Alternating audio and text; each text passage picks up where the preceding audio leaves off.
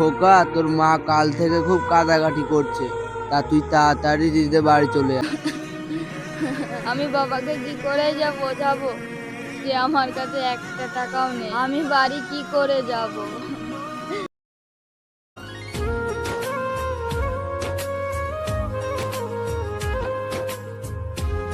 আব্বা রোহানের তো ড্রেস কেনা হয়ে গেছে, আমাকে ড্রেস কিনে দাও।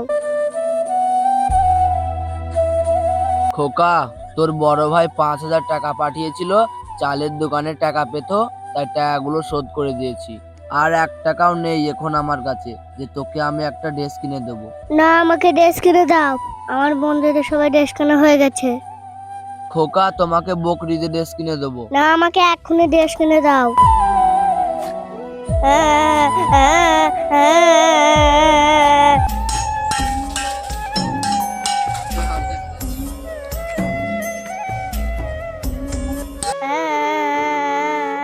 গড়াগড়ি মারিসনি?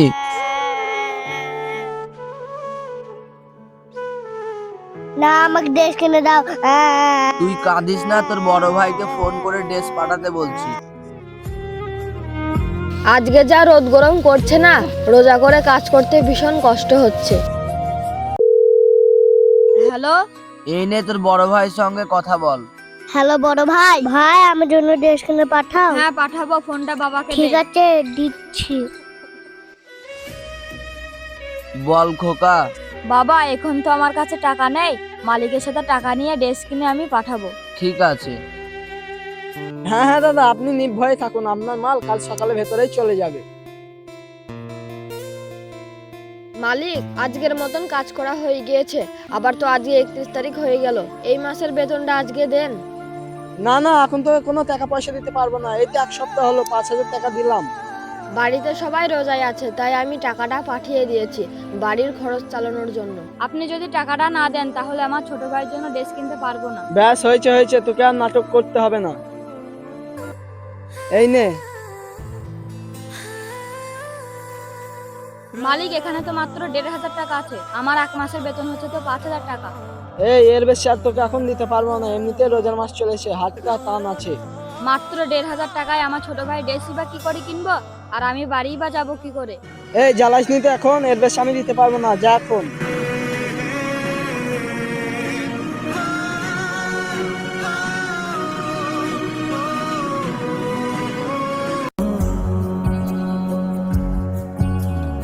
আমার দুঃখগুলো কাছিমের মতো, আমার দুঃখগুলো কাছিমের মতো, গুটি গুটি পায়া এগোতে পারে না।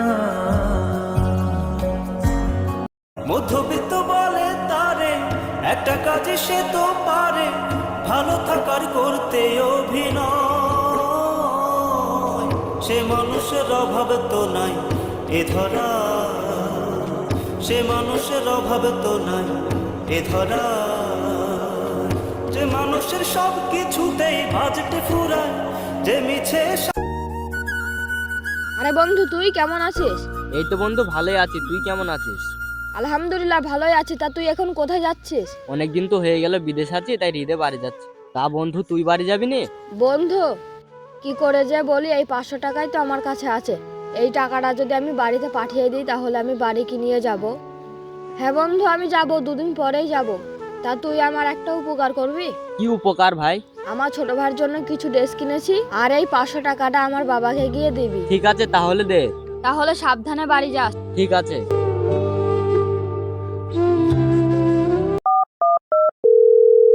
আয় আয় আয়। হ্যালো বাবা, বল খোকা। আমি রাহুলের হাতে আমার ছোট ভাইয়ের জন্য ড্রেস পাঠিয়েছি, আর 500 টাকা পাঠিয়েছি, ও কি দিয়েছে? হ্যাঁ খোকা, রাহুল এসে 500 টাকা আর তোর ছোট ভাইয়ের ড্রেস কিছুক্ষণ আগেই দিয়ে গেল।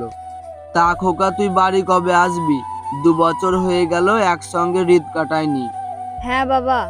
তোর মাও অনেক দিন ধরে তোকে দেখবো দেখবো করছে, তা তুই বাড়ি আয়। এখনো তো ঈদে 5টা দিন বাকি আছে, আমি বাড়ি যাব তো। ঠিক আছে বাবা, তাহলে আমি রাখছি। ঠিক আছে খোকা।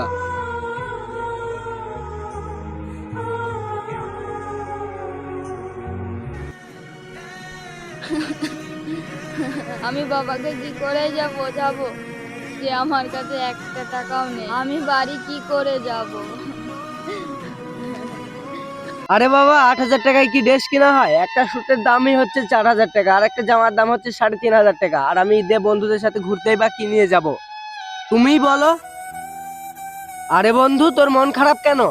কই না তো, কিছু কিছু ছেলে আছে যে মাত্র 500 টাকা তাও পায় না ঈদে ড্রেস কিনবে বলে। তাও তো তুই ভাগ্যবান, তুই ঈদে ড্রেস কিনবি বলে তোর বাবা টাকা পাঠিয়েছে। কিছু ছেলে আছে যে সে সামান্য করা টাকার জন্য ঈদে আর বাড়ি যেতে পারে না। বন্ধু তুই বস, আমি আসছি।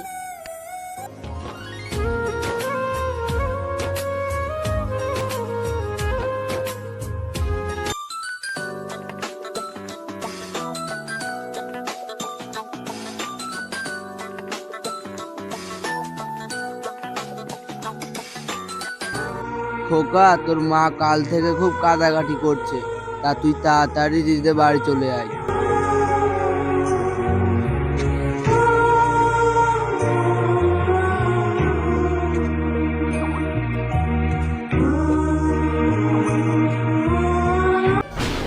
কিছু কিছু ছেলে আছে যে মাত্র 500 টাকা তাও পায় না ঈদে ড্রেস কিনবে বলে।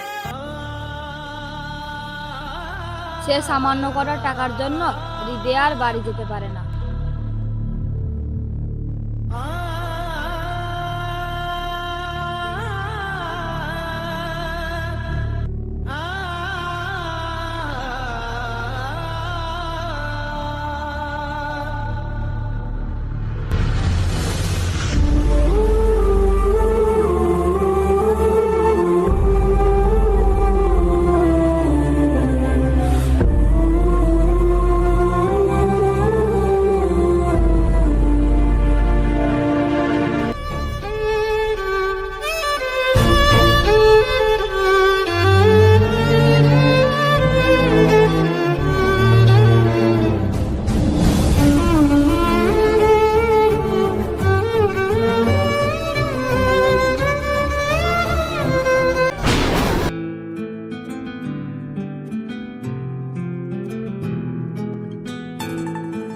বন্ধু, আমার ঈদের ড্রেস কেনার টাকা থেকে তোকে কিছু টাকা দিলাম, এই টাকা কটা নিয়ে তুই ভালোভাবে বাড়ি চলে যা।